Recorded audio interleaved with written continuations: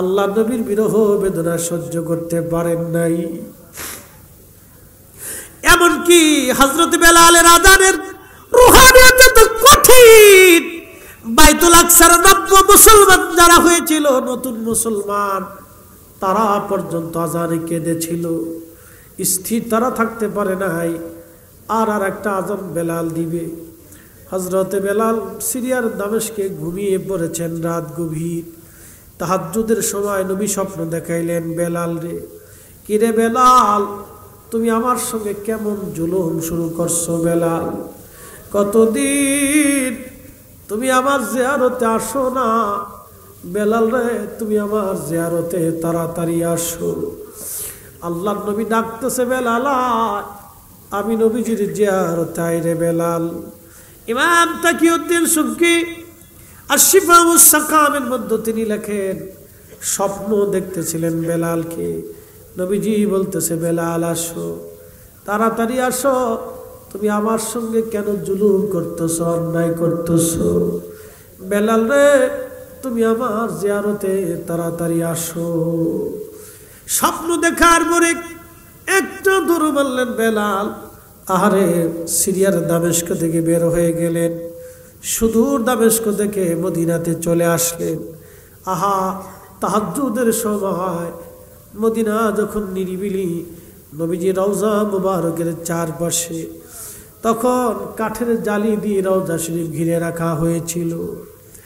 রওজা মুবারকের পাশে বসে বসে রওজা মুবারকে মাথা ঠেকাইয়া বেলাল চোখের পানি ছেড়ে ছেড়ে কান্দে, বলে, হুজুর, গোলামকে আসতে বলেছিলেন, গোলাম আপনার কদম মুবারকে হাজির হয়ে গেছে। আপনি আসতে বলেছেন নবীজি, আপনার গোলাম আপনার কদম। নবীর সুন্নত ছিল মসজিদের ভিতরে তিনি বিবাহ পড়াইতেন। বিবাহ পড়ানো হয়ে যাওয়ার পরে নবীজি বললেন, সাহাবীরা, যুদ্ধের দামামা বেজে গেছে, কারা আসো আমার সঙ্গে জিহাদের ময়দানে চলে যাবা, আসো। জুলাইবি বিয়ের আসরে চিন্তা করলেন, আমার নবী জিহাদের ময়দানে রওনা। যেই নবীর জন্য স্ত্রী পাইলাম, যেই নবীর জন্য সংসার হলো, যেই নবীর জন্য জীবন পাইলাম, সেই নবী জিহাদের ময়দানে চলে যাব, আর আমি শ্বশুর বাড়ি স্ত্রী নিয়ে আনন্দ ফুর্তি করবো, তা হয় না। আমি জিহাদের ময়দানে রওনা হয়ে যাব।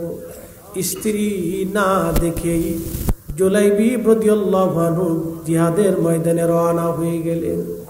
একবার জোরে বলা যাবে কি আল্লাহু আকবার? আনোয়ারের মুসলমান কলিজার ভিতর থেকে সাহাবী রাসূল, সাহাবীরা রাসূলকে ভালোবাসতেন কলিজার ভিতর থেকে।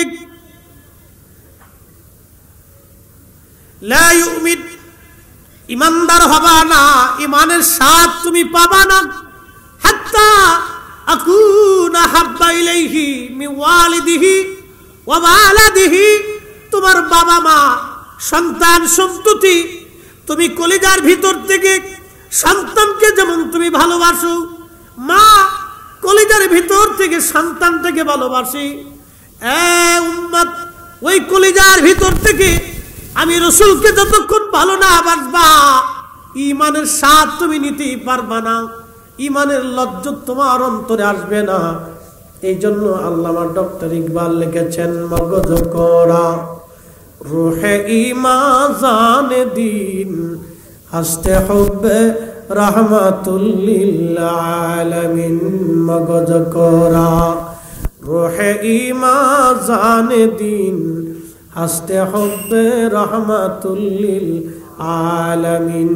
সালাতুন ইয়া রাসূলুল্লাহ আলাইকুম সালামুন ইয়া। আনোয়ার আর মুসলমান কলেজের ভিতর থেকে জুলাইবি নবীজিকে ভালোবেসে রওনা হয়ে গেলেন। বেঠে সাহাবী, বামন একজন সাহাবী যুদ্ধের ময়দানে চলে গেলেন। প্রচন্ড যুদ্ধ হলো, বহু সাহাবী শহীদ হয়ে গেল।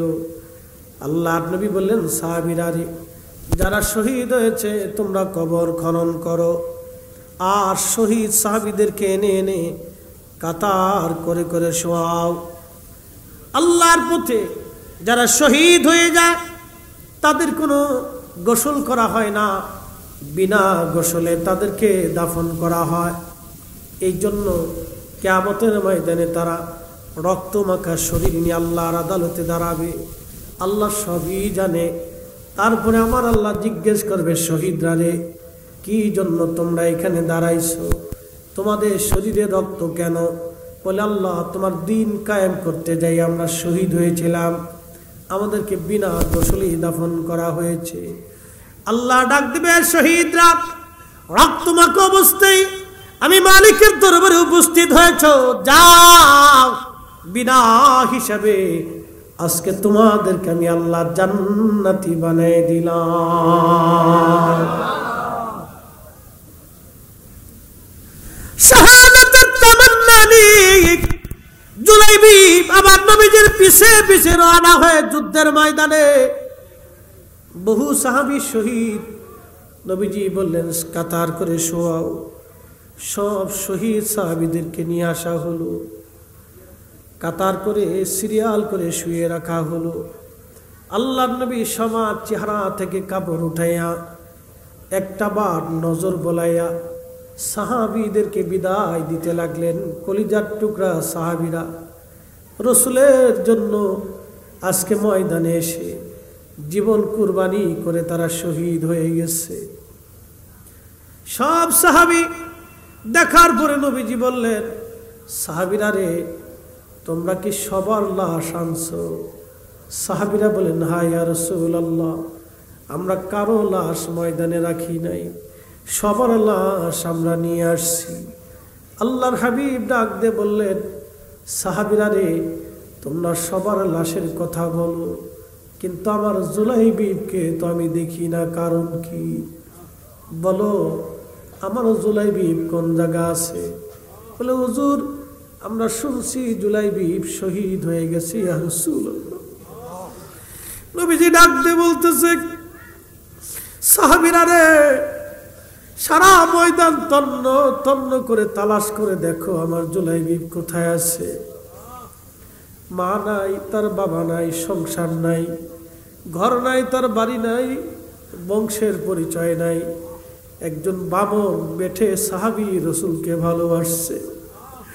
নবী ভালোবাসার জন্য অনেক বড় মুহাদ্দিস হতে হয় না, রসুল ভালোবাসার জন্য অনেক বড় বিদ্বান হতে হয় না, অনেক সুন্দর চেহারার অধিকারী হতে হয় না, দীর্ঘায়ু দেহের অধিকারী হতে হয় না। আল্লাহর নবীকে ভালোবাসার জন্য একটা পরিচ্ছন্ন হৃদয়ের দরকার, যে হৃদয় দিয়ে রসুল ভালোবাসতে হবে। কথা বলেন ঠিক কিনা? সাহাবীরা দৌড়াই গেলেন জিহাদের ময়দানে। তন্ন তন্ন করে তালাশ করে দেখে ময়দানের এক কোনায় 7টা কাফেরের লাশ পড়ে আছে। 7 জন কাফেরের লাশ পড়ে আছে।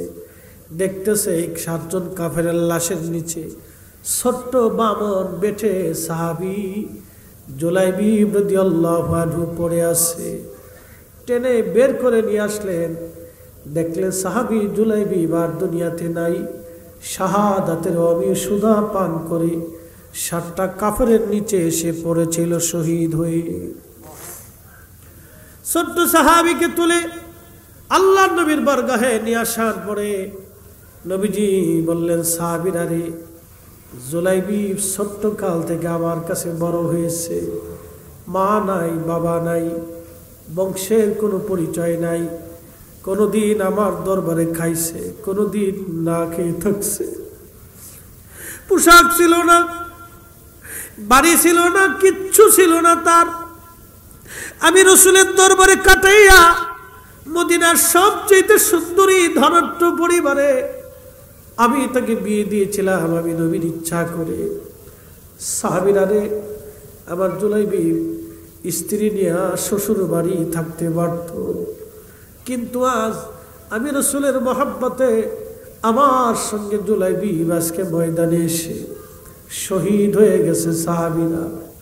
সাহাবীরা রে, আমার জুলাইবিবের জন্য কবর খনন করো, কিন্তু তোমরা কেউ কবরে নামবা না।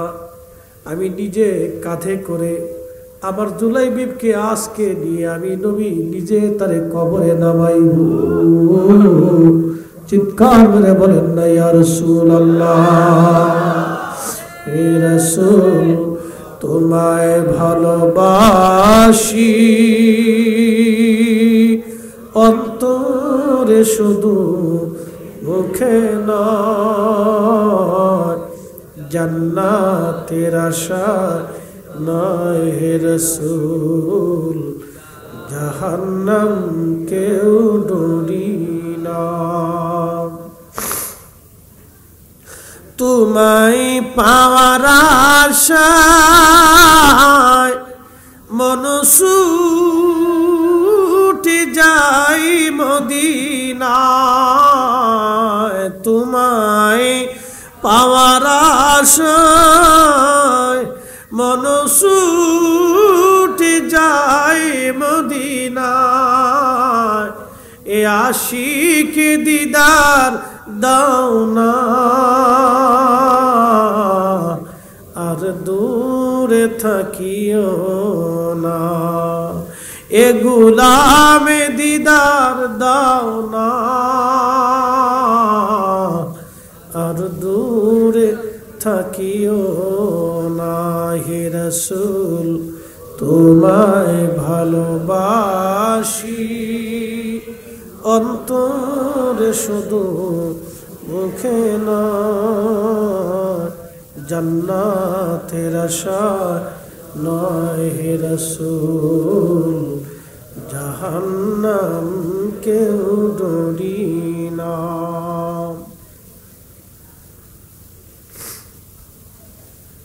কবর খনন করা হলো। কবর খনন করার পরে নবীজি তার কাফন পড়াইলেন, খাটিয়া উঠাইলেন। আজকে নবীজি নিজে কাঁধে করলেন খাটিয়া, হাতে ধরলেন ছোট্ট বামন বেঠে জুলাইবিবের সাহাবী রাসূলের খাটিয়া নবীজি নিজে হাতে করে রওনা হয়ে গেছে।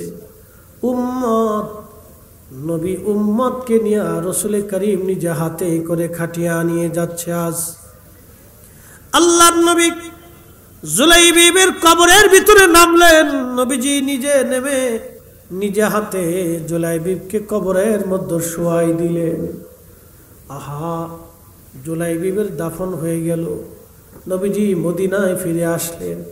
যেই মেয়েটা আজকে বিধবা হয়ে গেল, আল্লাহ রসুলের ভালোবাসায় নবীর কথাতে যেই মেয়েটা বিবাহে রাজি হয়ে গেল, আজকে মেয়েটা বিধবা, স্বামী হারা হয়ে গেছে। আজ নবীজি মদিনার মসজিদের মধ্যে বসে দোয়া করে, আল্লাহ আল্লাহ আমার কথা অনুযায়ী আমাকে ভালোবেসে একটা মেয়ে আমার সাহাবী জুলাইবিবকে বিবাহ করলো। আপনার বিধান অনুযায়ী জুলাইবিব আজ শহীদ হয়ে গেছে। আল্লাহ, ওই মেয়েটা বিধবা হয়ে গেছে। আমি রাসূল আপনার কাছে বলতেছি, এই মেয়েটার জীবনকে আপনি কল্যাণময় করে দেন, তার জীবনটাকে আপনি রহমতে ভরে দেন। আল্লাহ তার জীবনটা থেকে কষ্ট দূর করে দেন। আল্লাহ তার জীবনে আপনি রহমতে ভরপুর করে দেন। এইভাবে নবী দোয়া করতে লাগলেন। সারা মদিনায় এই দোয়ার কথা ছড়িয়ে গেছে। আল্লাহর নবী নিজে দোয়া করেছে এই মেয়ের জন্য। মদিনার হাজার হাজার ধনী পরিবারের পক্ষ থেকে রাসূলের দরবারে প্রস্তাব আসে, ইয়া রাসূলুল্লাহ আপনি অনুমতি দিলে আমাদের পুত্রবধূ হিসেবে এই মেয়েটাকে আমাদের দরকার। যেই মেয়ের বরকতের জন্য রাসূল দোয়া করে, ওই মেয়েটা আমাদের সংসারে গেলে আমাদের সংসারও বরকতময় হয়ে যাবে। জোরে বলবেন কি মারহাবা।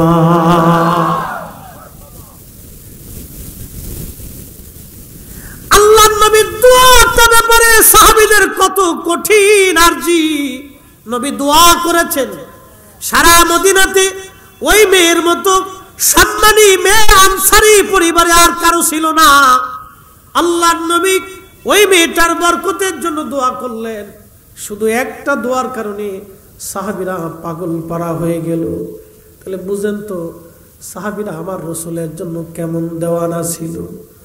সাহাবীরা এত পরিমাণে ভালোবাসতেন, আল্লাহ এই জন্য ডাক দিলেন রাদিয়াল্লাহু আনহুম ওয়া রাদু আনহু যালিকা লিমান খাশিয়া রাব্বাহ। আমি আল্লাহ তাদেরকে ভালোবাসি, আমি আল্লাহ তাদের উপরে রাজি, তারা আমি আল্লাহর উপরে রাজি। ও আমার বান্দারা শোনো, এজন্যই আমি আল্লাহ তাদের উপরে রাজি। যালিকা লিমান খাশিয়া রাব্বাহ, তারা আমি আল্লাহকে অধিক পরিমাণে ভয় করত, আমি আল্লাহকে তারা অধিক পরিমাণে ভয় করত। এই জন্য আল্লাহ রাসূল বললেন আল্লাহ আল্লাহ ফি আসহাবি, আল্লাহ আল্লাহ ফি আসহাবি। আমার উম্মত সাহাবীদের ব্যাপারে আমি আল্লাহকে ভয় করবেন, সাহাবীদের ব্যাপারে আমার আল্লাহকে ভয় করবেন, আমার সাহাবীদের ব্যাপারে আল্লাহকে ভয় করবে। লা তাত্তাখিদুহুম গরাদাম মিন বাদি, আমার তিরোধানের পরে, আমার ইন্তেকালের পরে আমার কোন সাহাবীর ত্রুটি তোমরা অনুসন্ধান করবে না, দোষ খুঁজবে না, আইব তালাশ করবে না, ত্রুটি বের করবে না, তাদেরকে মন্দ বলবে না, গালি দিবে না, তাদের দোষ ত্রুটি অন্বেষণ করবে না। ফামান আহাব্বাহুম ফাবিহুব্বি আহাব্বাহুম ওয়া মান আবগাদাহুম ফাবিবুগদি আবগাদাহুম। আমার ইন্তেকালের পরে তাদেরকে যারা ভালোবাসবে, আমি নবীকে তারা ভালোবাসবে, আমার সাহাবীদেরকে যারা গালি দিবে, আমি নবীকেই তারা গালি দিবে, আমার সাহাবীদেরকে যারা কষ্ট দিবে, তারা আমি রাসূলকে কষ্ট দিবে, আমার সাহাবীদেরকে যারা ভালোবাসবে, আমি নবীকে তারা ভালোবাসবে। একবার জোরে বলবেন কি মারহাবা। সাহাবীদের ত্রুটি অন্বেষণ করা আল্লাহ রাসূল নিষেধ করে দিয়েছে। কথা মনে থাকবে? সাহাবীদের ব্যাপারে কোনো ত্রুটি বিচ্যুতি আমরা অনুসন্ধান করতে যাব এই দুঃসাহস আমাদের নেই। আল্লাহর হাবিবের প্রত্যেকজন সাহাবী জীবনের সব কিছু দিক আল্লাহর নবীকে ভালোবাসতেন। আপনারা হযরত বেলালের জীবনী শুনতে চেয়েছেন। হযরত বেলালের জীবনী তো আরো করুণ, আরো কঠিন, আরো ভয়াবহ। ইশকে রাসূলের বাগানে যিনি বেশি পরিমাণে নবীর ইশকে হাবুডুবু খেয়েছেন তিনি তিনার ভিতর অন্যতম বেলাল। যদি বলি, প্রশ্ন করি, আনোয়ার আর মুসলমান জীবনে আজান দেওয়ার কারণে কোনোদিন মার খান নাই, নামাজ পড়ার কারণে কোনোদিন আপনাকে কেউ মারে নাই, মুসলমান হওয়ার কারণে কেউ কোনোদিন আপনাকে রিমান্ডে নেয় নাই। কিন্তু এই উম্মতের বাগানে একজন ব্যক্তি বেশি পরিমাণে রিমান্ড যার নসিবে হয়েছিল তিনি বেলাল। শুধু কালেমা পড়ার কারণে আল্লাহর নবীর দরবারে সাহাবীকে ধরে নিয়ে যাওয়া হলো। তার মনি বুমাইয়া গলার মধ্যে রশি বেঁধে মক্কার অলি গলি দিয়ে তাকে টানতো। আরবে যান, প্রচন্ড গরমে এই বছরে আমি হজে গিয়েছিলাম বাবা, প্রচন্ড গরম, প্রায় 50 ডিগ্রি সেলসিয়াস। হারাম শরীফের ইমাম ঘোষণা দিয়ে দিলেন, হাজী সাহেবরা যদি আপনারা মসজিদে আসতে না পারেন তাহলে অন্তত জোহরের নামাজ আপনারা নিজেদের স্থানে জমাতে আদায় করে নিয়েন। তারপরে প্রচন্ড গরমে হারামে আপনারা ঢুকবেন না, এত পরিমাণে গরম। প্রচন্ড গরমে আমি যতটা জুমার নামাজ আমি হারাম শরীফ আদায় করেছি, সূরা ইখলাস দিয়ে, সূরা আসর দিয়ে, সূরা নাস দিয়ে তারা জুমার নামাজ আদায় করেছে। বুঝতে পারতেছেন, সংক্ষিপ্ত 3-4 মিনিটে খুতবা, অল্প সময়ের ভিতরে জুমার নামাজ আদায় করে তারা ছেড়ে দিলেন। গরমে স্থির থাকা যায় না, এত গরম। হজ এই বছর বড় কঠিন হজ গেছে। আমার চোখের সামনে মিশরি একজন হাজী আরাফাতের ময়দানে ঢলে পড়ে গেল, মরে গেল। প্রচন্ড গরমে স্থির থাকতে পারে নাই। এত গরম, পানির পর পানি চলতেছে, তারপরে স্থির থাকা যায় না। এত পরিমাণে গরম এই বছর গিয়েছে, অনেকের শরীর পুড়ে গেছে, লু হাওয়া, প্রচণ্ড গরমে জিহ্বা পর্যন্ত শুকায় যায়, কলিজা পর্যন্ত শুকায় আসে গরমে। এই গরমের ভিতরে বেলাল রাদিয়াল্লাহু আনহুকে মরুভূমির ভিতরে নিয়ে হাত পা গুলি বেঁধে বুকের উপরে পাথর চাপা দিয়ে কাফেররা রেখে চলে আসতো। আমি ওই দিন আরাফাতের মাঠে দাঁড়ায় দাঁড়ায় চিন্তা করলাম, আহারে সাহাবী রাসূলরা কত বড় কষ্ট করেছিলেন এই জীবনে। সাহাবীদের কথা চিন্তা করি, আজকে আধুনিক রাস্তা টাইলস করে দেওয়া হয়েছে, পাকা করে দেওয়া হয়েছে, ঘন ঘন পানি আমরা খেতে পারি, জায়গায় জায়গায় পানির ব্যবস্থা। ওদেশের মানুষেরা হাজিদের খাবারের জন্য পানি ট্রাক ভরে ভরে নিয়ে আসছে। সেই দিন সাহাবীদের কত কষ্ট হয়েছে দিনের জন্যে। এই দিন কায়েমের জন্যে সাহাবীদের ত্যাগের কোনো শেষ ছিল না।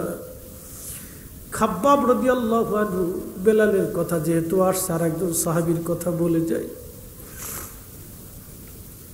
একদিন হযরত ওমর রাদিয়াল্লাহু আনহু সামনে বসে আছেন, পিঠের উপর থেকে ওরা চাদর সরিয়ে ফেললেন, পিঠের মধ্যে বড় বড় গর্ত দেখা যায়, সাদা সাদা ফ্যাটফেটে সাদা সাদা।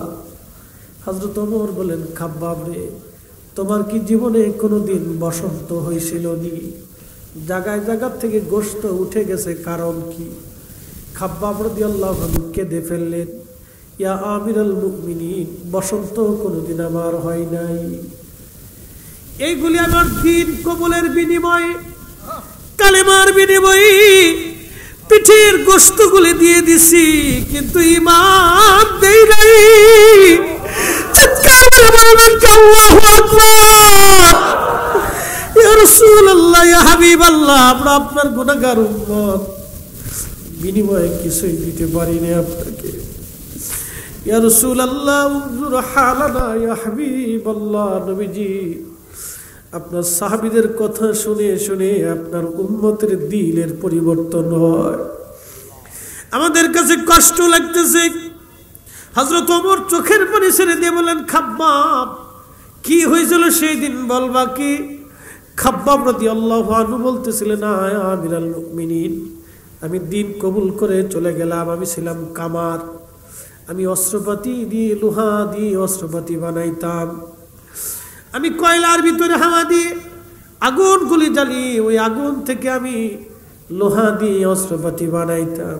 হুজুর, নিয়মিত কাজে আমি অংশগ্রহণ করেছি, আমি কয়লার ভিতরে হাওয়া দিয়ে কয়লাগুলি আগুন বানাইতেছিলাম, আঙ্গার তৈরি করতেছিলাম। কাফেররা এসে আমার হাত পা গুলি বেঁধে ফেলল। হুজুর, আমার তাপ দেওয়া আগুনের কয়লাগুলি তারা মাটির উপরে বিছাইয়া আমারে চিৎ করে শোয়াইয়া 10-12 জনে পাড়া দিয়ে চাপা দিয়ে ধরে রাখলো। কয়লাগুলি, চামড়াগুলি পুড়ে পুড়ে পুড়ে পুড়ে, ইয়া আমিরুল মুমিনিন, কয়লাগুলি রক্তে কয়লা নিভে গেল। আবার কয়লা ওরা উত্তপ্ত করে আগুনের মধ্য দিয়া আমারে কয়লাগুলি বিছাইয়া আবার চিৎ করে শোয়াইয়া আমারে চাপ দিয়ে ধরে রাখলো। হুজুর, আমার চামড়াগুলি পুড়ে পুড়ে, আহা, আমার চর্বিগুলি গলে গলে কয়লা নিভে গিয়েছিল সেদিন। এরপরও আমি কালেমা ছেড়ে নাই। একটাই কথা ছিল, খাব্বাব কালেমা ছেড়ে দে, বেঁচে যাবি। আমি সেই দিন বলেছিলাম, কাফেররা রে, আমার জীবনে তোরা যদি মেরে ফেলে দিস, আমি আমার জীবন দিয়ে দেব, কালেমা দিব না। চিৎকার মেরে ধরে বলবেন কি আল্লাহু আকবার। আল্লাহর ওলির দরবারের মুহাদ্দিনেরা, এখান থেকে প্রমাণ হয়ে যাবে, আমরা ওয়াদা করে যাব আহলে সুন্নাত ওয়াল জামাতের জন্য আল্লাহ রাসূলের মহব্বতের পক্ষে জাহান্নামের ময়দানে ডাক আসলে আমরা সুন্নিরা জীবন দেওয়ার জন্য প্রস্তুত আছি। কথা বলেন ঠিক না ঠিক?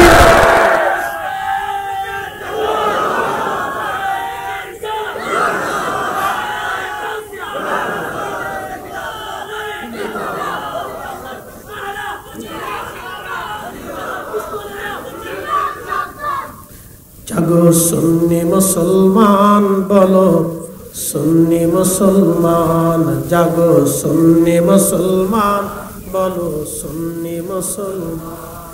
ময়দানেতে প্রমাণ হবে, ময়দানেতে প্রমাণ হবে, আসেনি ঈমান তোমার, আসেনি ঈমান। সুন্নি মুসলমান জাগো সুন্নি মুসলমান।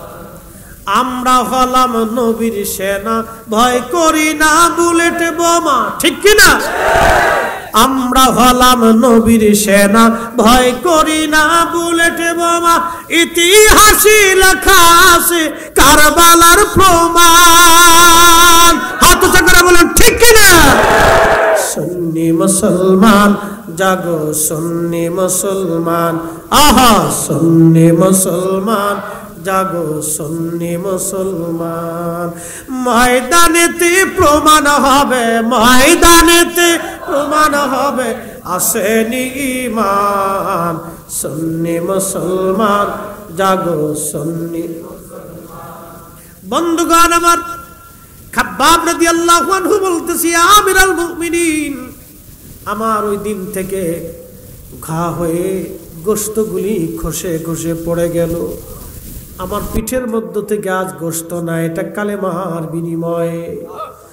এক একজন সাহাবী এরকম কষ্টের পর কষ্ট সহ্য করে আল্লাহর নবীকে ভালোবেসে গেছে, নিজের জীবন দিয়ে ভালোবাসছে। আমরা কেন পারবো না বাবাজি? দূরে দূরে থাকবো, বাহানা দিয়ে লাভ নাই। জীবনে হায়াত একবার, একটা জীবন যদি আল্লাহ রসুলের মহব্বতে কুরবানি করতে পারি, এর চাইতে বড় সার্থকতা আর দুনিয়াতে কিছুই নাই।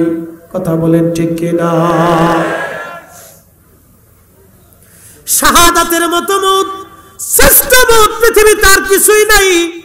শাহাদাতের মউত মানে শাহাদাত হওয়াইতে দেরি হবে, জান্নাতে যাইতে দেরি না।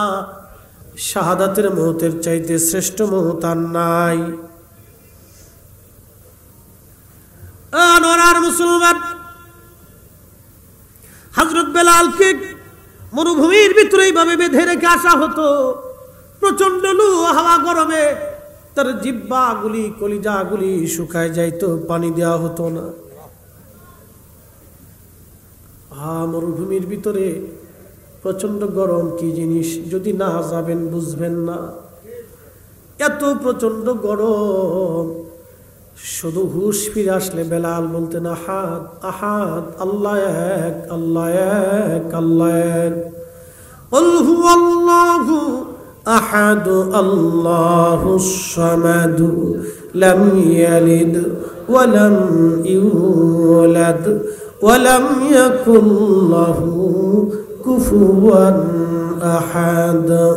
তুমি রহমান, তুমি মেহেরবান, বলেন তুমি রহমান, তুমি মেহের। অন্ধ গাহে না শুধু তোমারি গুণগান, অন্ধ গাহে না শুধু তোমারি গুণগান। বুঝেও বুঝে না তবু শান, তুমি রহমান, তুমি মেহেরবান, বলেন তুমি রহমান, তুমি মেহেরবান। সালাতুন ইয়া রাসূলুল্লাহ,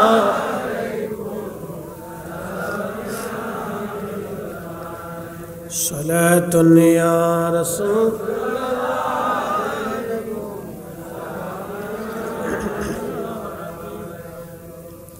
এইভাবে দীর্ঘদিন হযরত বেলাল রাদিয়াল্লাহু আনহুকে অত্যাচার করা হলো, রিমান্ড দেওয়া হলো। কিন্তু একটাই বাক্য বেলাল বললেন, মনিব মরে যাব, ঈমান যাবে না। হযরত আবু বকর বললেন, ইয়া রাসূলুল্লাহ, বড় কষ্ট হয়, একজন নিগ্র কৃতদাসকে এইভাবে অত্যাচার, মক্কার কোনো মানুষ প্রতিবাদ করে না। আল্লাহর নবী বললেন, আল্লাহর হাবিব বললেন, আবু বকর তুমি তাড়াতাড়ি যাও, বেলালকে মুক্ত করে নিয়ে মুক্ত বাতাসে ছেড়ে দাও। হযরত আবু বকর অনেক পয়সা খরচ করে বেলালকে কিনে এনে আজাদ করে দিলেন। হিজরত করে নবীজি আল্লাহর হাবিব মদিনাতুল মুনাওয়ারাতে চলে গেলেন। অনেক লম্বা ইতিহাস। চলে যাবার পরে আজানের প্রবর্তন হলো। স্বপ্ন যোগে নবীজিকে আজান দেওয়া হলো। আজানের বাক্যগুলি আল্লাহর হাবিবের খেদমতে আসলো। প্রিয় নবী বললেন, আমার মসজিদের কে মুয়াজ্জিন হবে? আমি বেলালকে বাছাই করলাম, তোমরা আমার বেলালকে আজানের শব্দমালাগুলি শিখায় দাও। বেলাল, লাব্বাইক ইয়া রাসূলুল্লাহ, তুমি তাড়াতাড়ি যাও, আজান দিবে আজকে থেকে তুমি মসজিদে নববীর মুয়াজ্জিন। সে আজানের ফুয়ুজুদ, আজানের রুহানিয়াত, আজানের ফুয়ুজুদ, আজানের রুহানিয়াত এত কঠিন, সাহাবীরা আজান দেওয়ার পরে আর ঘরে থাকতে পারতেন না। কলিজার ভিতর থেকে টেনে সাহাবায়ে কেরামকে নিয়ে আসা হতো। আজানের ফুয়ুজুদ এতই কঠিন, এতই রুহানিয়াত ছিল বেলালের আজানে। বুঝতেই পারতেছেন, আমি ঘটনার শেষ পর্যন্ত বললে আপনি বুঝবেন তারা আজানের ফুয়ুজুদ কত মারাত্মক ছিল। আহা, হযরত বেলাল রাদিয়াল্লাহু আনহু দীর্ঘদিন তিনি আজান দিলেন। আল্লাহর নবীর ইন্তেকাল মোবারক হয়ে গেল। আল্লাহর দরবারে তিনি চলে গেলেন। আহারে, সাহাবায়ে কেরাম পাগল পারা হয়ে গেছে, নবী নাই। সারা মদিনা শূন্য হয়ে গেল, পৃথিবী শূন্য হয়ে গেল, নবী নাই। সাহাবীরা পাগল পাড়া, রসুল বিহনে কিভাবে মদিনা চলবে? হযরত ওমর তলোয়ার টেনে বের করলেন। মদিনাবাসী, যদি বলো রসুল মরে গেছে, দেহ থেকে মাথা ফেলে দিব, আমার তলোয়ার দিয়ে কেটে ফেলে দিব। কেউ বলবে না রসুল মরে গেছে। তিনার মতো সাহাবী পাগল পড়া হয়ে গেলেন। বেলাল রাদিয়াল্লাহু আনহু নির্বাক হয়ে গেলেন। সারা মদিনায় কান্নার রোল।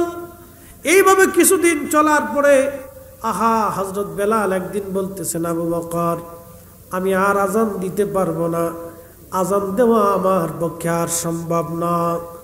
প্রিয় নবীর ইন্তেকালের পরে বেলাল আজান বন্ধ করে দিলেন। আল্লামা ইমাম জাহিলাই নসপুর রায়ার মধ্যে লেখেন, সিদ্দিক আকবরের কাছ থেকে বেলাল বিদায় নিলেন। বিদায় নিয়ে তিনি রওনা হয়ে সুদূর মদিনা মুনাওয়ারা থেকে বর্তমান সিরিয়ার রাজধানীর নাম দামেস্ক, এই দামেস্কে হযরত বেলাল চলে গেলেন। হযরত বেলাল আজান দিতে পারেন না। কেন পারেন না? তিনি সহ্য হয় না, আজান উনি দিতে পারতেছেন না। কারণ আগে আজান দিলে আল্লাহ নবী নিজে নামাজে দাঁড়ায় যাইতেন। আহা, স্মৃতি তো বড়ই মারাত্মক। যদি কোনো দিন মদিনাতে যান তাহলে দেখবেন আশিক রসুল হাজি যারা নবীজি রওজা মুবারক থেকে বিদায় নেওয়ার দিনে এত পরিমাণে তারা কান্না করে, নিজেকে স্থির তারা রাখতে পারে না। আজকে বিদায় নিয়ে চলে যাচ্ছি নবীজির কদম মুবারক থেকে। হাজিরা বিদায় নিতে চায় না। যাদের অন্তরে ইশকে রসুল আছে তাদের সহ্য হয় না, অস্থির লাগতে থাকে।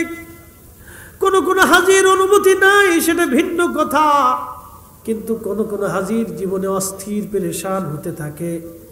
আর কোনদিন মদিনাতে আসতে পারবো কিনা, কোনদিন মদিনাতে আসার সুযোগ হবে কিনা, নবীজির বারগাহে বারবার সালাম দেওয়ার তৌফিক আর কোনদিন হবে কিনা। স্মৃতি বিজড়িত আল্লাহ নবীর বারগাহে নামাজ পড়ার আর সুযোগ হবে কিনা। আল্লাহু আকবার, আল্লাহু আকবার। সাহাজিরা চোখের পানি ফেলে ফেলে কান্না করতে থাকে, বিদায় নিতে চায় না। আপনারা জানেন নবীজির ইন্তেকালের পরে একটা উট ছিল, উটের নাম ছিল কাসওয়া।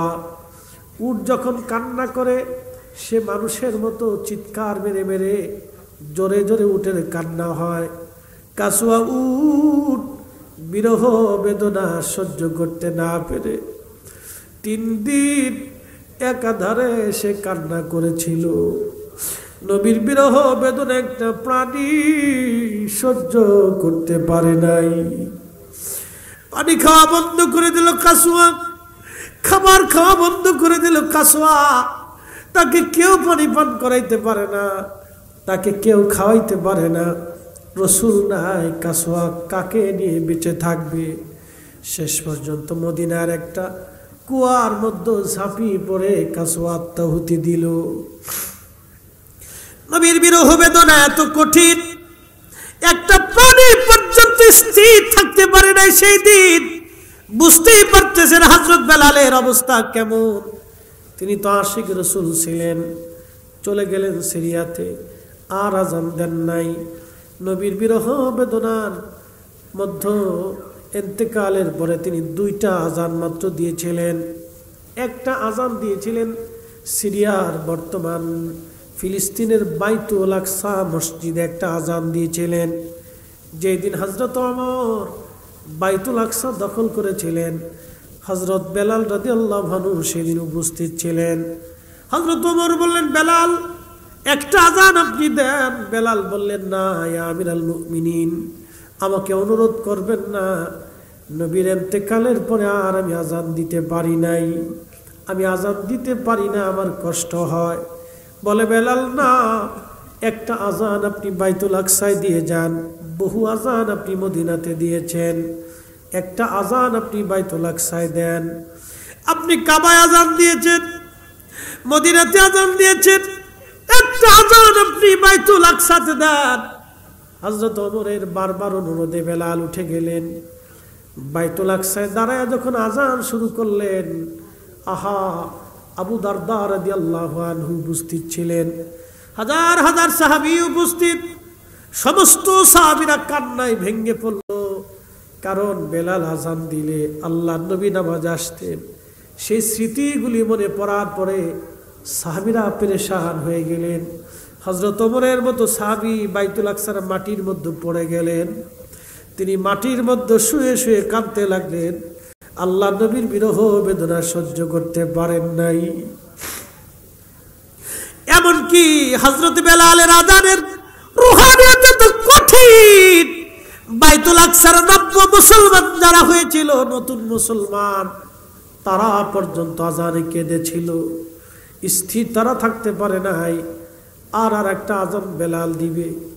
হযরতে বেলাল সিরিয়ার দামেস্কে ঘুমিয়ে পড়েছেন, রাত গভীর, তাহাজ্জুদের সময় নবী স্বপ্ন দেখাইলেন, বেলাল রে, কিরে বেলাল, তুমি আমার সঙ্গে কেমন জুলুম শুরু করছো বেলাল? কতদিন তুমি আমার জিয়ারতে আসো না? বেলাল রে, তুমি আমার জিয়ারতে তাড়াতাড়ি আসো। আল্লাহর নবী ডাকতেছে, বেলাল আমি নবীজির জিয়ারতে আই রে বেলাল। ইমাম তাকিউদ্দিন সুবকি আশ-শিফাউস সাকামের মধ্যে তিনি লেখেন, স্বপ্ন দেখতেছিলেন বেলালকে। নবীজি বলতেছে, বেলাল আসো, তাড়াতাড়ি আসো, তুমি আমার সঙ্গে কেন জুলুম করতেছো, অন্যায় করতেছো? বেলাল রে, তুমি আমার জিয়ারতে তাড়াতাড়ি আসো।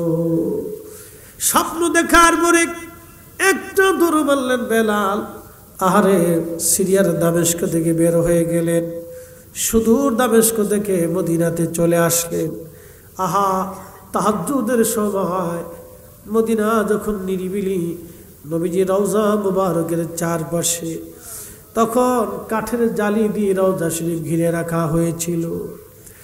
রওজা মুবারকের পাশে বসে বসে রওজা মুবারকে মাথা ঠেকাইয়া বেলাল চোখের পানি ছেড়ে ছেড়ে কান্দে, বলে, হুজুর, গোলামকে আসতে বলেছিলেন, গোলাম আপনার কদম মুবারকে হাজির হয়ে গেছে। আপনি আসতে বলেছেন নবীজি, আপনার গোলাম আপনার কদম মুবারকে আজ হাজির হয়ে গেছে। নতুন মুয়াজ্জিন আসছে তাহাজ্জুদের আজান দেওয়ার জন্য। মক্কা মদিনাতে 6টা আজান হয় আর একটা তাহাজ্জুদের আজান হয়। এসে দেখতেছে নবীর মুয়াজ্জিন হযরত বেলাল রাদিয়াল্লাহু আনহু বসে বসে কান্দে। ডাক ডাক, সাহাবীরা রে, তোমরা তাড়াতাড়ি আসো, নবীর মুয়াজ্জিন বেলাল ফিরে আসছে। সাহাবীরা দৌড়ে আসছে। বেলাল রাদিয়াল্লাহু আনহু এসে দেখে সাহাবীরা এসে দেখে বেলাল বসে বসে কান্না করে। সাহাবীরা বললেন, বেলাল রে, আজান দাও, কতদিন হলো তুমি আমাদেরকে আজান শোনাও না। বেলালের একটা নিয়ত ছিল, নবীর ইন্তেকালের পরে আর তিনি কখনো আজান দিবেন না। তিনি এই ইচ্ছা করে চলে গেলেন, আর তিনি আজান দেন নাই, কিন্তু তিনি আজান দিতে চান না।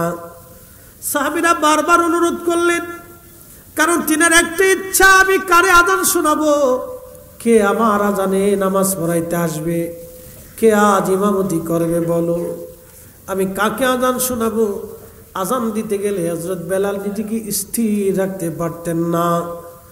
রাসূল বিরহ বেদনা এতই মারাত্মক, প্রেমের বেদনা এতই বিষাক্ত, প্রেমের বিরহ বেদনা এতই মারাত্মক, বেলাল নিজেকে স্থির রাখতে পারতেছেন না। সাহাবীরা বললেন, হাসান হুসেনকে নিয়ে আসি, 7 নম্বর গেট বরাবর বাবুস সালাম, যদি আপনি আগায় যান একটা মসজিদ আপনি পাবেন। এটা মসজিদ না, এটা ছিল হযরতে আলী রাদিয়াল্লাহু আনহুর বাড়ি। এই বাড়িতে হাসান হুসেন থাকতেন। সাহাবায়ে কেরাম ওখান থেকে চলে গেলেন, ইমাম হাসান হুসেনকে ডেকে নিয়ে আসছেন। ইমাম সুবকি রাহিমাহুল্লাহ লিখতেছেন, ইমাম হাসানকে দেখতে নবীজির মতো দেখা যাইতো, নানার চেহারা পাইছিলেন, ইমাম হুসাইনও নানার সৌন্দর্য পেয়েছিলেন। 2 ভাই দৌড়ে আসছে।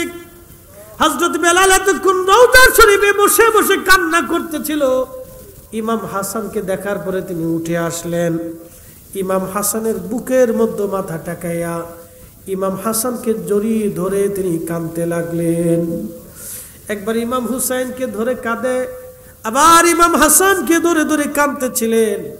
এমন সময় ইমাম হাসান ডাক দিয়ে বললেন, নানার মুয়াজ্জিন, কতদিন হলো এই মসজিদে আপনি আজান দেন না, কতদিন হলো আমরা আপনার কণ্ঠের আজান শুনি না, আজকে আপনি মিনারায় যান, আজকে আমাদেরকে আজান শোনাবেন, আজকে আপনি আজান দিবেন।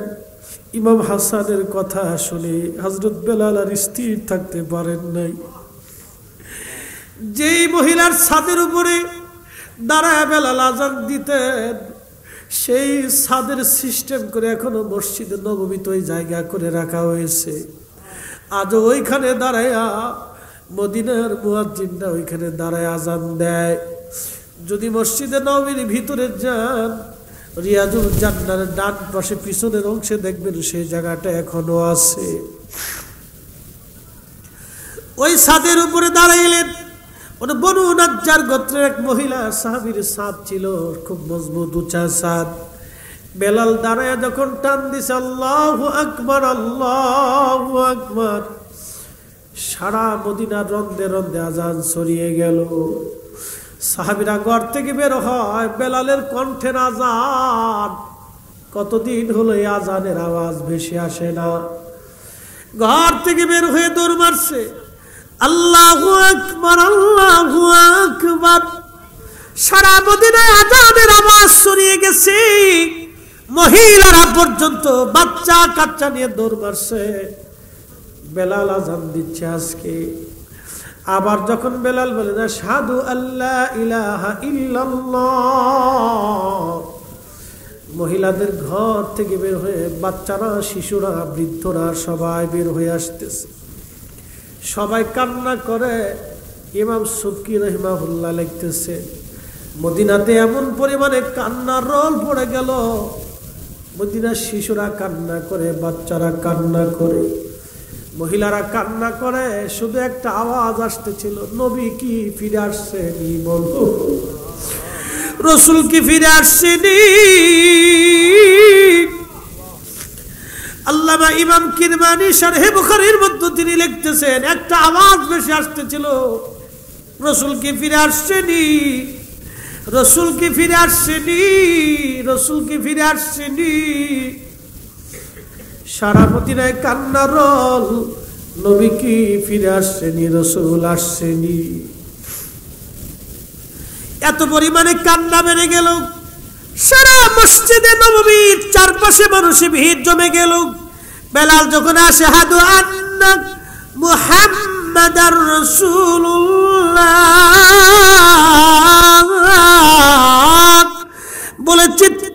শুয়ে টান দিলেন। বেলালের আজানের ফয়জত রুহানিয়াত এতই কঠিন, ইমাম তাকিউদ্দিন সুবকি আশিফাউস সাকামের মধ্যে লিখতেছেন, মদিনার মাটিগুলি থরথর থরথর করে কেঁপে উঠল। চিৎকার মেরে বলেন আল্লাহু আকবার। পৃথিবীতে কারো আজানে মানুষ মাটি কাঁপে নাই, পৃথিবীতে ভূমিকম্প হয় নাই। বেলালের আজানে সেদিন পৃথিবীতে ভূমিকম্প হয়েছিল, মাটি পর্যন্ত থরথর করে কেঁপে উঠল। বুঝতে পারতেছেন সেই দিন হালত কি হয়েছিল মদিনার।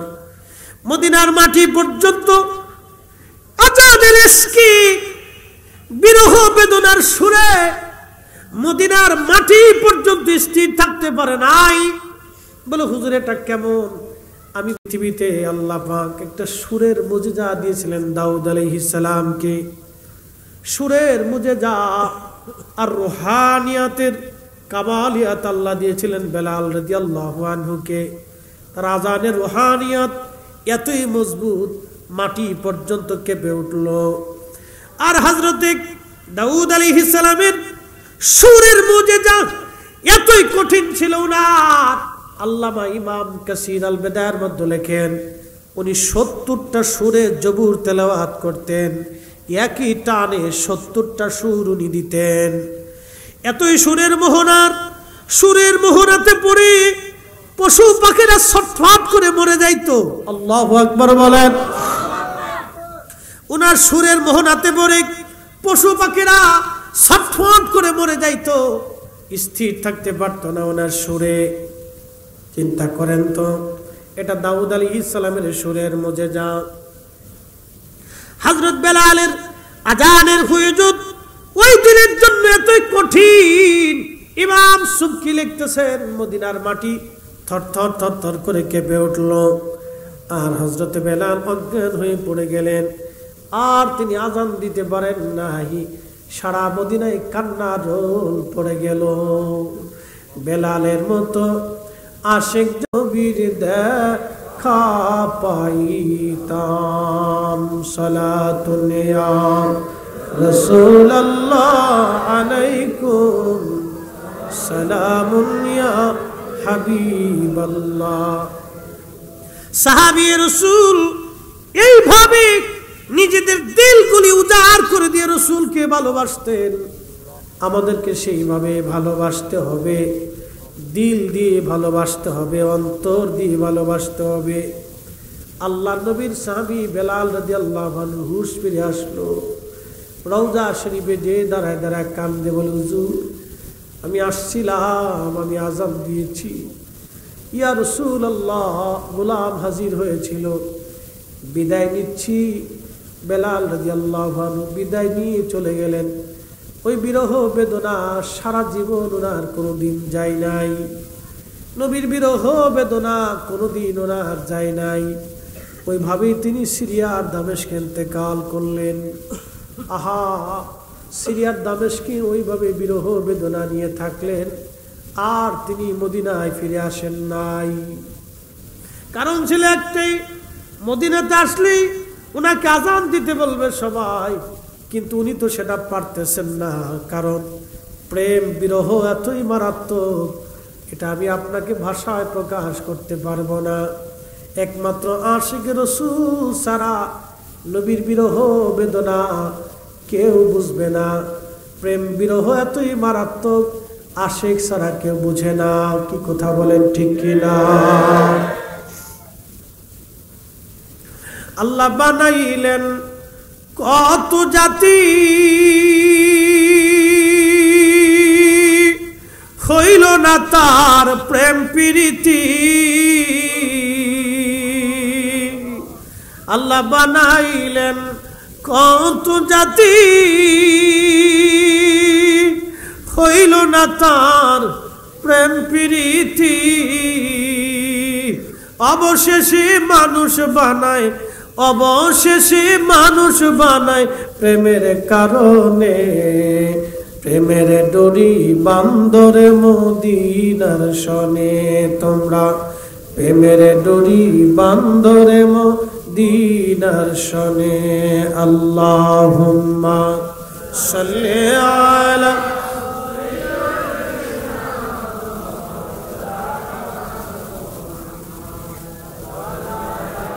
আলি সাইয়্যিদিনা।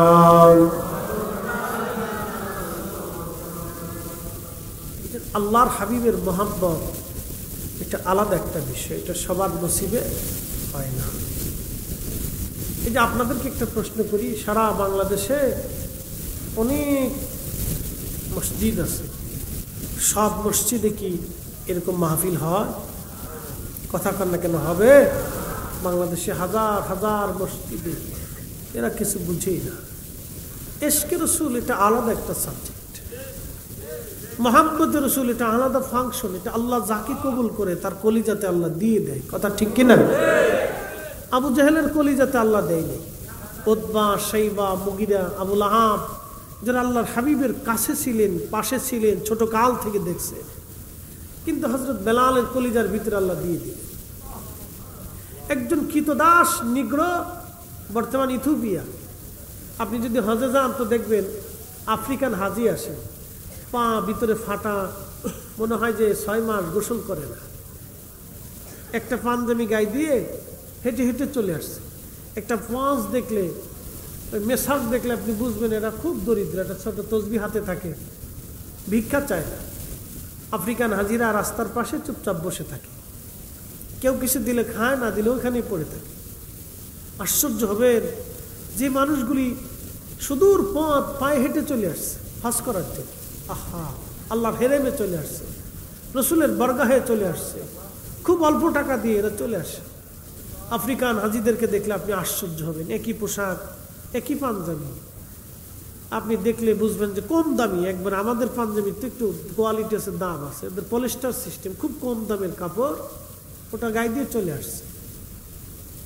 বেশি কিছু নাই, তার একটা পাঁচ আপনি দেখলে, পায়ের হাঁটার, তার হাত পাগুলি দেখলে আপনি বুঝবেন যে এরা দরিদ্র, খুবই পীড়িত, অভাবী, কিন্তু চলে আসছে। এই যে ইশকে রসুল তাকে স্থির রাখতে পারেন, চলে আসছে, হাঁটতে হাঁটতে চলে আসছে। কেউ 30, 40, 50, 100 কিলো পর্যন্ত বলে হাঁটে, হেঁটে হেঁটে চলে আসে, গাড়িতে চলে না। তো ভালো করে হোটেলে থাকে না, ওদের আফ্রিকান গরিব হাজিরা বেশিরভাগ ওই মেসমেলা পার হয়ে দূরে, অনেক দূরে ওরা থাকে, কম পয়সায় কোনো রকম থাকে, কোনো রকম খায়। ওই আজানের আধা ঘন্টা আগে থেকে হাঁটতে শুরু করে, ওই গরমে ওরা হাঁটতে হাঁটতে চলে আসে, নামাজে চলে আসে। আপনি দেখলে বুঝবেন যে এরা খুব দরিদ্র, পীড়িত, কিন্তু চলে আসছে। খাবার দিলে খায়, না দিলে বসে থাকে।